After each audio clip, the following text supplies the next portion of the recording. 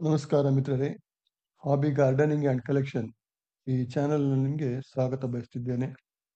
ನಾನು ಇವತ್ತು ಕೋಕಂ ಅಂದರೆ ಪುನರ್ಪುಳಿ ಇದರ ಬಗ್ಗೆ ಮಾಹಿತಿ ನೀಡುವ ವಿಡಿಯೋ ಮಾಡುತ್ತಿದ್ದು, ಇದೊಂದು ಉತ್ತಮ ಮಟ್ಟದ ಔಷಧಿ ಗುಣ ಹೊಂದಿರುವ ಹಣ್ಣಾಗಿದ್ದು, ನಮ್ಮ ದೇಶದಲ್ಲಿ ಎಲ್ಲ ರಾಜ್ಯಗಳಲ್ಲಿಯೂ ಇದನ್ನು ಬೆಳೆಸಲಾಗ್ತದೆ. ನಮ್ಮ ರಾಜ್ಯದಲ್ಲಿಯೂ ಹೆಚ್ಚು ಕಡಿಮೆ ಎಲ್ಲ ಜಿಲ್ಲೆಗಳಲ್ಲಿಯೂ ಬೆಳೆಸಲಾಗುವುದಾದರೂ, ಕರಾವಳಿ ಕರ್ನಾಟಕದಲ್ಲಿ ಗಣನೀಯ ಪ್ರಮಾಣದಲ್ಲಿ ಬೆಳೆಸಲಾಗ್ತದೆ.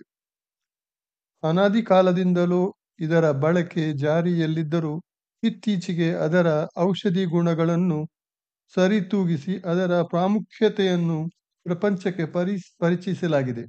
ಆದುದರಿಂದ ಇದೊಂದು ರಫ್ತು ಮಾಡಲಾಗುವ ಹಣ್ಣಾಗಿದ್ದು, ಇದನ್ನು ಸಂಸ್ಕರಿಸಿ ಒಣಗಿಸಿಟ್ಟರೆ ಅತ್ಯಂತ ಸುಲಭವಾಗಿ ಬಹುಕಾಲದವರೆಗೆ ಶೇಖರಣೆ ಮಾಡಿಟ್ಟುಕೊಳ್ಳಬಹುದಾಗಿದೆ ಮತ್ತು ಸುಲಭವಾಗಿ ವಿದೇಶಕ್ಕೆ ರಫ್ತು ಕೂಡ ಮಾಡಬಹುದಾಗಿದೆ. ಇದು ನಮ್ಮ ದೇಹದಲ್ಲಿ ಉಂಟಾಗುವ ಪಿತ್ತವನ್ನು ನಿಯಂತ್ರಿಸಲು ರಾಮಬಾಣದಂತಿರುತ್ತದೆ. ಅಂದರೆ ಇದು ಪಿತ್ತ ನಿವಾರಕವಾಗಿರುತ್ತದೆ. ಹಿಂದಿನಿಂದಲೂ ಇದನ್ನು ಕಾಡು ಉತ್ಪನ್ನವಾಗಿ ಪರಿಗಣಿಸಲಾಗ್ತಿತ್ತು. ಯಾವಾಗ ಇದರ ಬೇಡಿಕೆ ಮತ್ತು ಬೆಲೆ ಜಾಸ್ತಿಯಾಯಿತು, ಆವಾಗಲೇ ಅದನ್ನು ತೋಟಗಳ ರೂಪದಲ್ಲಿ ಬೆಳೆಸಲು ಆರಂಭಿಸಲಾಯಿತು.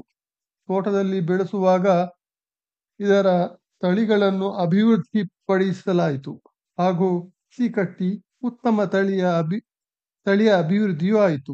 ಹಾಗೆ ಬೇಗನೆ ಅಂದರೆ ನಾಟಿ ಮಾಡಿದ 2ನೇ ವರ್ಷಕ್ಕೆ ಕಾಯಿಗಳು ಕೈ ಸೇರುವಂತಾಯಿತು.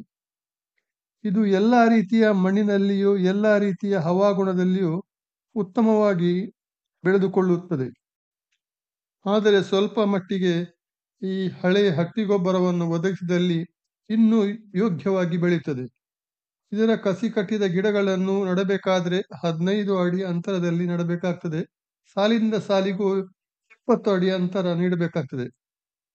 ಸಾಧಾರಣ ಒಂದು 10 kgಯಷ್ಟು ಹಳೆ ಹಟ್ಟಿಗೊಬ್ಬರವನ್ನು ಪ್ರತಿ ಗಿಡಕ್ಕೆ ನಾಟಿ ಮಾಡುವಾಗಲೇ ಒದಗಿಸಿ ಆಗಸ್ಟ್ ತಿಂಗಳಲ್ಲಿ ನಾಟಿ ಮಾಡಬೇಕು ಮತ್ತು 1-2 ವರ್ಷ ಸ್ವಲ್ಪ ಪ್ರಮಾಣದ ನೀರು ಒದಗಿಸಬೇಕಾಗ್ತದೆ.